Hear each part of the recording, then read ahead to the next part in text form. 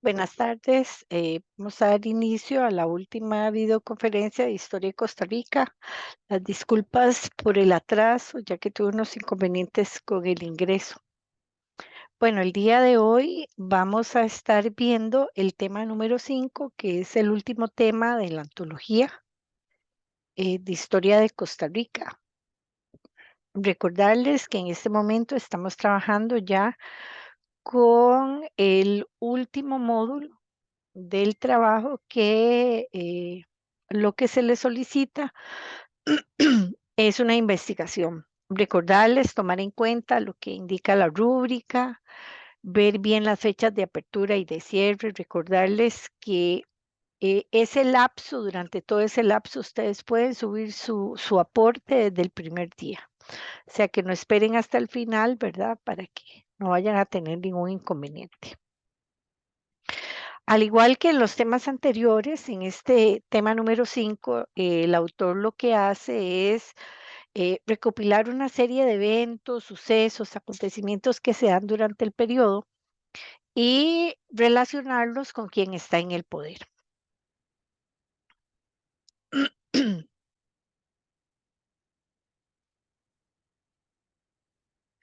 Bueno, el tema 5 nos habla de un estado en expansión, el estado de bienestar en Costa Rica. Realmente este tema es bastante corto, también es un tema muy cercano a nuestra realidad, aunque la ontología llega ahí a los años 90, 2000, eh, son temas bastante cercanos a nuestra realidad.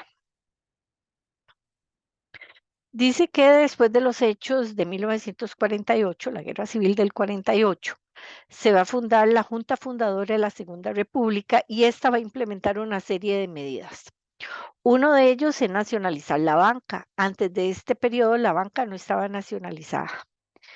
Separa la relación que había entre el café y la banca, que recordemos que a lo largo de la historia, ¿verdad? Aquellos que producían café, que estaban vinculados también en la esfera política, tenían una gran injerencia a nivel de la banca. ¿Por qué? Porque todos los empréstitos estaban abocados a financiar esta actividad económica. Se cobra también el impuesto del 10% al capital y se van a consolidar, esto es un aspecto muy importante, las reformas sociales que Rafael Ángel Calderón Guardia había tratado de implementar a inicios de los años 40 y que habían tenido alguna resistencia por parte de los patronos. Entonces, es a partir de este momento donde sí se van a empezar a implementar estas reformas sociales. Se va a crear en ese contexto una serie de instituciones autónomas, de entre las que podemos enumerar el Instituto Costarricense de Electricidad. Se redacta la Constitución Política de 1949, en la que van a desarrollarse un aspecto muy importante, es que el sufragio se universaliza. Es decir, a partir de este momento, con la Constitución del 49, recordemos que la Constitución del 49 se redacta con base en la Constitución de 1871, haciendo algunos ajustes propios de la época. Entonces, en esta Constitución se le da el derecho al voto a la mujer. La mujer va a emitir su voto por primera vez en las elecciones de 1953, es decir, las mujeres tenemos menos de 100 años de tener el derecho de poder emitir el voto. Se da la abolición del ejército y el presupuesto que se asignaba al ejército ahora se va a designar a la educación. En relación con la abolición del ejército hay algunas pensamientos o posiciones con respecto a por qué se abolió el ejército. Bueno, algunos dicen que ya era un ejército débil, ¿verdad? Que incluso no pudo contener los hechos de la Guerra Civil del 48. Otros son de la posición de que el ejército se abolió para que no diera un golpe de Estado.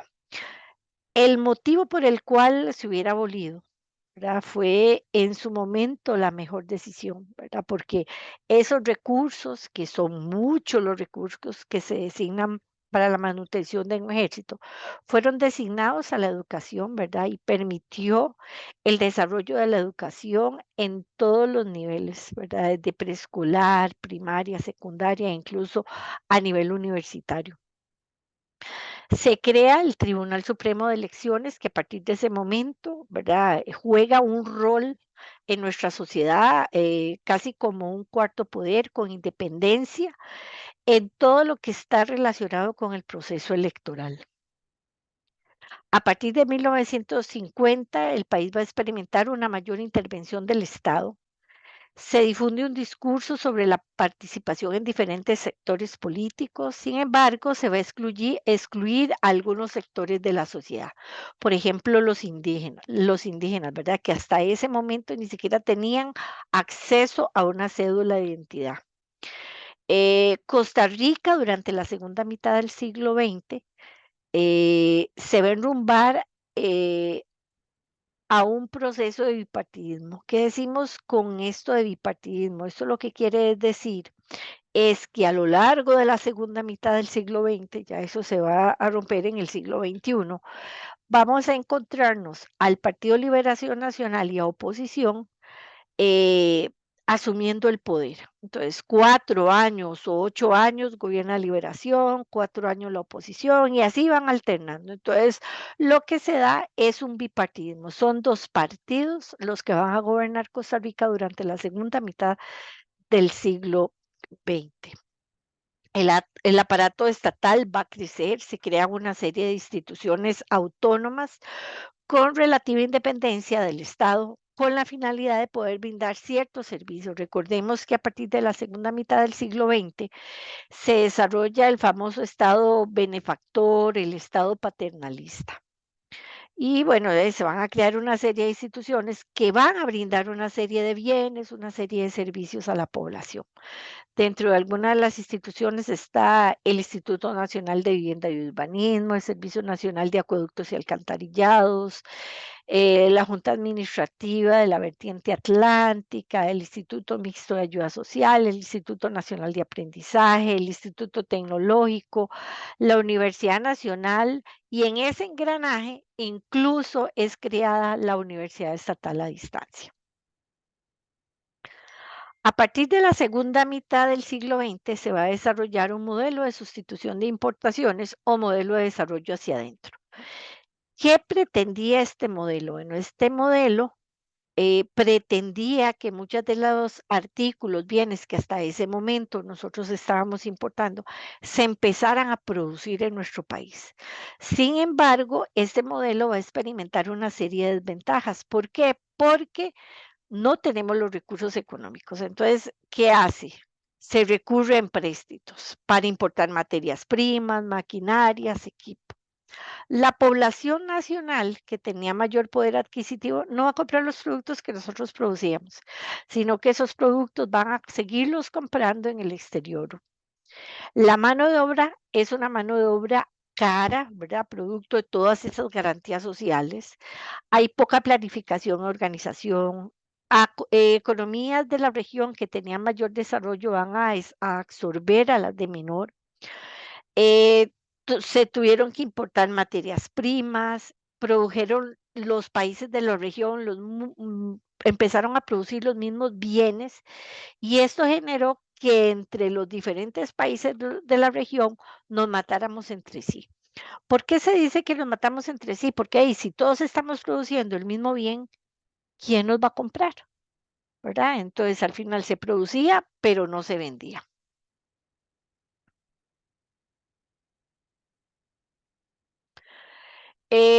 Luego nos habla del periodo de don Mario Echanti. Bueno, recordarles que si nos salimos, volvemos a ingresar con el mismo link. Don Mario Echandi va a poner en práctica una política fiscal y monetaria bastante cautelosa. Surge a nivel de Centroamérica, el mercado común centroamericano, con la idea de que en bloque podíamos competir, se podía competir mejor. Se reducen los impuestos a los productos que se comercializan en la región también. Otro de los temas es entre los partidos políticos y el camino institucional. En las décadas posteriores a la Guerra Civil del 48 se va a dar una participación política limitada. ¿Por qué se dice eso? Porque la Constitución del 49 se va a ilegalizar la participación del Partido Vanguardia Popular en los procesos electorales. Esto no quiere decir que no participara, pero tenía que hacerlo solapado o bajo otro nombre. Y esto se va a mantener hasta la década de los años 70. Eh, en enero del 55 se dice que es la última vez que se hace uso de las armas para lograr alguna transformación. Y desde entonces se han realizado procesos electorales cada 4 años. De 1948 al 78, básicamente el partido que dominó fue el Partido Liberación Nacional. Las campañas políticas a partir de esta segunda mitad del siglo XX son campañas más competitivas. ¿Por qué? Porque la mujer puede emitir su voto, puede participar en el proceso electoral. Los jóvenes y niños también participan en el proceso electoral, ¿verdad? Todavía lo vemos. El día de las elecciones, en la campaña, los niños, los jóvenes, los adolescentes colaboran, ¿verdad? Como guías, en las diferentes actividades que hacen los partidos políticos. Se da la misma práctica que los candidatos repiten sus promesas y posan con la población con la finalidad de que la población vea de que son cercanos a la población, que son conocedores de las necesidades del pueblo. A partir de este periodo también ya las personas mayores de 18 años pueden emitir su voto, ¿verdad? Entonces también aumenta el núcleo de la población con acceso a emitir su voto y surge la famosa frase de la fiesta electoral costarricense, que verdad, si nosotros analizamos realmente el proceso electoral, bueno, recientemente pasamos el proceso electoral a nivel de municipalidades, es un proceso electoral, es una fiesta política, ¿verdad? Donde es común, por ejemplo, que en una familia algunos participen o sean adictos a un partido político, mientras otros son de otro, que en un mismo vehículo veamos banderas de diferentes partidos, ¿verdad? Eso en muchos lugares del mundo, eso no se va. O son procesos sumamente manipulados donde quien está en el poder manipula el proceso electoral. En cuanto a la cuestión sociocultural, dice que el estado bienestar o el estado benefactor genera que crezca el Estado institucionalmente. Se van a crear una serie de instituciones que van a brindar una serie de bienes y servicios a la población. La infraestructura se moderniza, se capacita a la sociedad. Recuerde que se crea el Instituto Nacional de Aprendizaje, orientado a la educación técnica para que las personas se puedan incursionar, se puedan insertar en el mercado laboral. Se crean instituciones también de educación superior. Se procura entre la población un reparto más equitativo de la riqueza y de los bienes. Se dice que incluso durante la segunda mitad, los primeros años de la segunda mitad del siglo XX, surgió una clase media, ¿verdad? Producto de todo este desarrollo que se da. Se invierte en el bienestar, en salud, en educación, en infraestructura, se crean comedores para niños en las escuelas, se abren centros de salud, se universaliza la salud, ¿verdad? Entonces ya no solo es el asalariado, sino su cónyuge y sus hijos, ¿verdad? Ya no hay solo una salud curativa, sino una salud preventiva.